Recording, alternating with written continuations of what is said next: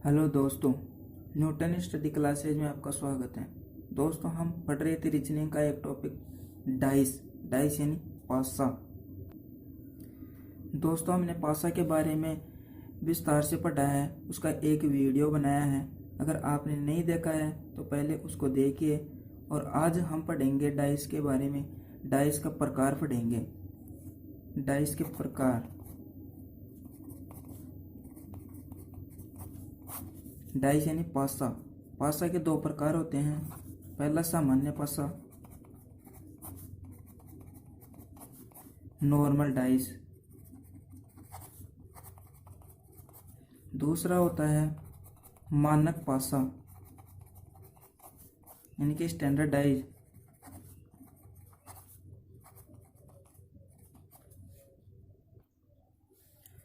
सामान्य पासा वह पासा होता है जिसके निकटवर्ती सतहों का योग 7 होता है। जैसे सामान्य पासा के बारे में पढ़ेंगे हम। जैसे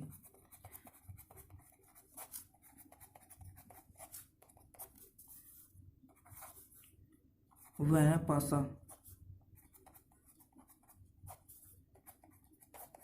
जिसके निकटवर्ती सतहों का योग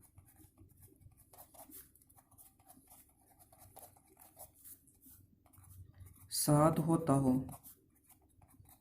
किंतु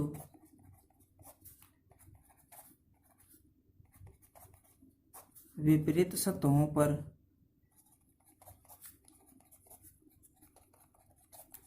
अंकित संख्याओं का योग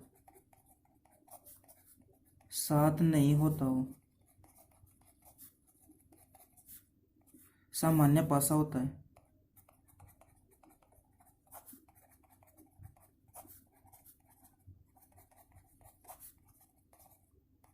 जैसे हम देखेंगे,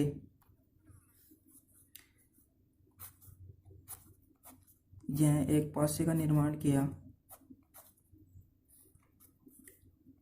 इस मान लो यहाँ पर 5, 2 और 3, यानी कि निकटवर्ती सतहों का योग 7 हो सकता है, लेकिन विपरीत सतहों का योग 7 नहीं होता है।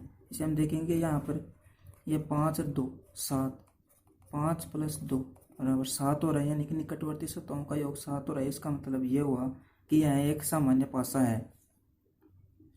इसी प्रकार एक और देखेंगे हम, जैसे कि हमने फिर से एक पासे का निर्माण किया। जैसे यहाँ पर 4, 3 और 2, यानी कि फिर से इसके निकटवर्ती सतहों का योग 7 हो रहा है, यानी कि 4 + 3 बराबर 7, यानी कि यह एक सामान्य पासा है। अब हम देखेंगे मानक पासा।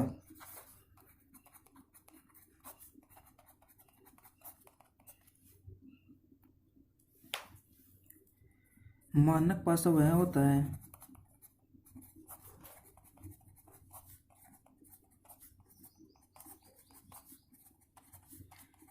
जिसके निकटवर्ती सतहों पर अंकित संख्याओं का योग 7 नहीं होता है, किंतु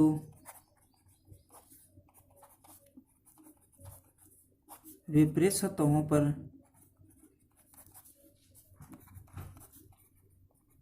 अंकित संख्याओं का योग 7 होता है। जैसे हम पासे का निर्माण करके देखेंगे। दोस्तों, हमने यह पासा बनाया।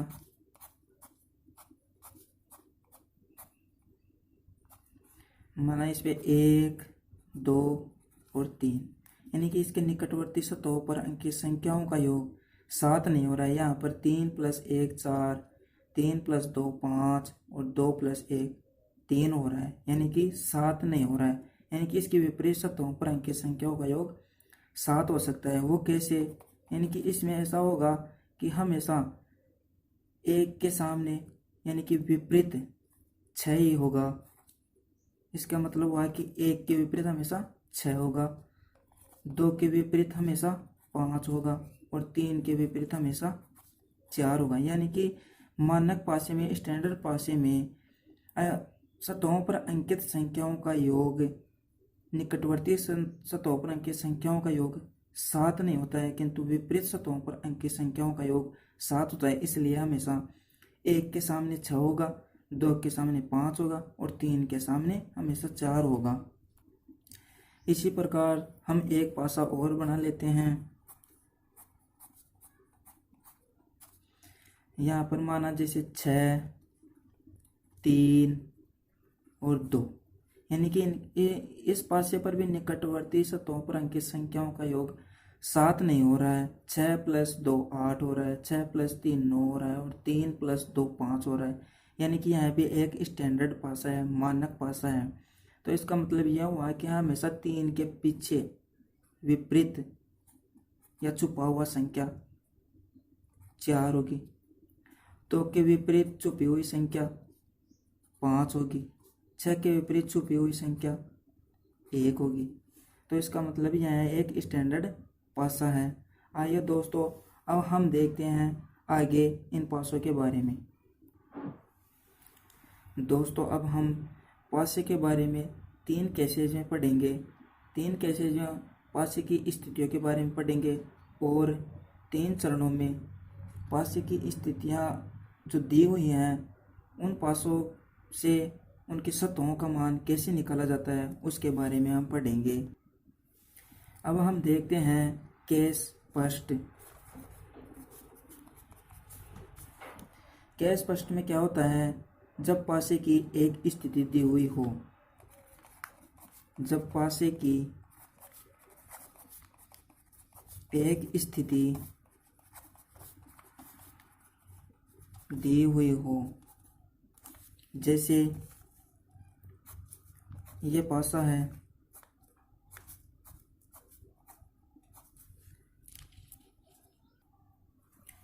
इस पर माना जैसे कि 1 2 और 3।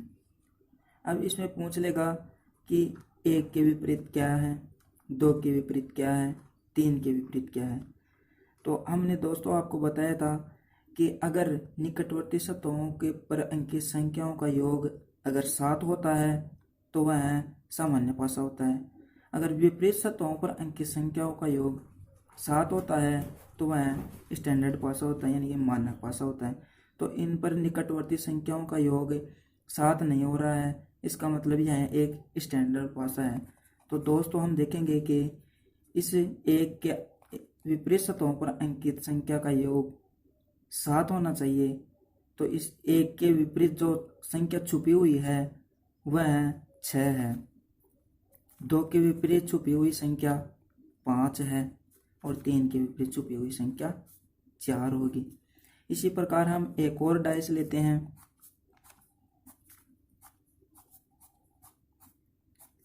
जैसे कि 4 3 और 2, इनके सतहों पर अंकित संख्याओं का योग देखेंगे। 4 + 3 7 हो रहा है, इसका मतलब यह हुआ यह एक सामान्य पासा है। और इस पासे के बारे में पूछेगा कि 2 के विपरीत क्या है, 3 के विपरीत क्या है और 4 के विपरीत क्या है। तो हम इसका जवाब कैसे देंगे, तो इसका जवाब हम एक पासे से नहीं दे सकते हैं। क्यों? क्योंकि यह एक सामान्य पासा है। इसकी छुपी हुई संख्याओं का योग 7 नहीं होता है। क्योंकि मानक पासे में होता है छुपी हुई संख्याओं का योग 7 होता है। तो हम 2 के विपरीत 5 नहीं लिख सकते, क्योंकि यह एक सामान्य पासा है। तो हमें इसका ही एक पासा और चाहिए, यानी कि ऐसा ही एक पासा और चाहिए। तो उसको हम देखेंगे दूसरी स्थिति में। लेकिन इसके 2 के विपरीत क्या होगा, तो यह अगर क्वेश्चन में दिया हुआ है ऐसा क्वेश्चन और वो पूछे कि 2 के विपरीत क्या होगा, तो 2 के विपरीत 4 भी हो सकता है। 2 के विपरीत जो संख्या नहीं दिख रही है, यानी कि हमें 1 नहीं दिख रही है, 5 नहीं दिख रही है और 6 नहीं दिख रही है। और 3 के विपरीत क्या है, तो 3 के विपरीत भी 1 नहीं दिख रही है, 5 नहीं दिख रही है और 6 नहीं दिख रही है। 4 के विपरीत भी हमें 1 नहीं दिख रहा है, 5 नहीं दिख रहा है और 6 नहीं दिख रहा है। तो ऐसे ऑप्शन अगर गिवन हो तो ऐसे ऑप्शन पे टिक करके आना है। अब हम देखेंगे case second. Case second case second में क्या होता है, जब पासे की दो स्थितियां दी हुई है, यानी कि इस प्रकार के दो पासे दिए हुए हों। जब पासे की दो स्थितियां दी हुई हो। अब सेकंड केस में भी हम उसको 3 चरणों में विभाजित करेंगे। जैसे कि पहला हो गया, जब दो पासे दिए हुए हों और कोई भी संख्या समान ना हो, यानी कि जब दो पासे दिए हुए हों, जब दो पासे दिए हुए हो और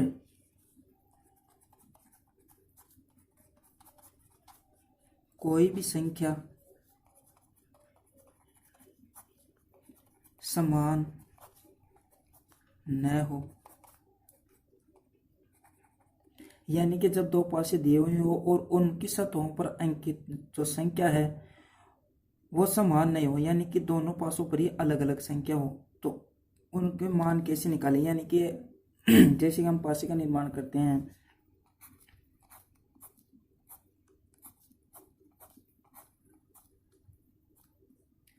चार, 3, 2। एक पासे का निर्माण और करते हैं, जैसे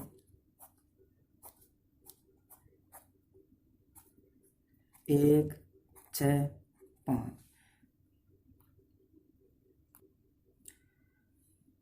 अब आपको क्वेश्चन में ऐसे दो पासे दे देगा और पूछेगा कि 1 के विपरीत क्या है, 2 के विपरीत क्या है, 3 के विपरीत क्या है और 4 के विपरीत क्या है, 5 के विपरीत क्या है और 6 के विपरीत क्या है। तो इसका जवाब आपको देना है। तो अब इसका जवाब कैसे देंगे भाई, 2 हो गया, 3 हो गया, 4 हो गया, 6, 1, 5, यानी कि 2 के विपरीत कौन सी संख्या है, 4 के विपरीत कौन सी संख्या है, 3 के विपरीत कौन सी संख्या है। तो इसका पता कैसे लगाएंगे हम, तो इसके बारे में हम ऐसे देखेंगे कि अगर दो पासे दिए हुए हों और उन पर अंकित संख्या में कोई भी संख्या कॉमन ना हो या सारी संख्याएं अलग अलग हो, तो हम ऐसे देखेंगे कि ऊपर वाली संख्या इस पासे की ऊपर वाली संख्या इस पासे की ऊपर वाली संख्या के विपरीत होगी, यानी कि ऊपर वाली 2 के विपरीत 1 होगा और ये लेफ्ट साइड वाली संख्या है उसके विपरीत ये राइट साइड वाली संख्या होगी, यानी कि इस 4 के विपरीत ये 5 होगा और ये राइट साइड वाली सतह पर अंकित संख्या है वो इस पासे की लेफ्ट साइड वाली सतह पर अंकित संख्या इसके विपरीत होगी, यानी कि 2 के सामने 1 होगा, 4 के सामने 5 होगा और 3 के सामने 6 होगा। इसमें क्या होता है, सारी संख्याएं दो पासे पर दिखा दी गई हैं, यानी कि इसके कोई भी संख्या कॉमन नहीं दी हुई है और कोई भी संख्या छोड़ी नहीं गई है। तो इसकी पूरी संख्या दी हुई है, तो कैसे पता लगाएंगे हम, तो इस प्रकार से हम जान लेंगे कि 2 के विपरीत क्या है, 4 के विपरीत क्या है, 3 के विपरीत क्या है, यानी कि टॉप से टॉप, इसका टॉप और इसका लेफ्ट साइड और इसका राइट साइड, इसका राइट साइड और इसका लेफ्ट साइड। तो हम बता सकते हैं कि 1 के सामने 2 है, 4 के सामने 5 है, 3 के सामने 6 है, 2 के सामने 1 है, 5 के सामने 4 है, 6 के सामने 3 है। तो इस प्रकार हम जान लेंगे कि जब दो पासे दिए हुए हो और उन पर अलग अलग संख्या हो, कोई भी संख्या कॉमन ना हो, तो उसका आंसर कैसे दें। तो इस प्रकार से हम उसका आंसर आसानी से दे सकते हैं। अब हम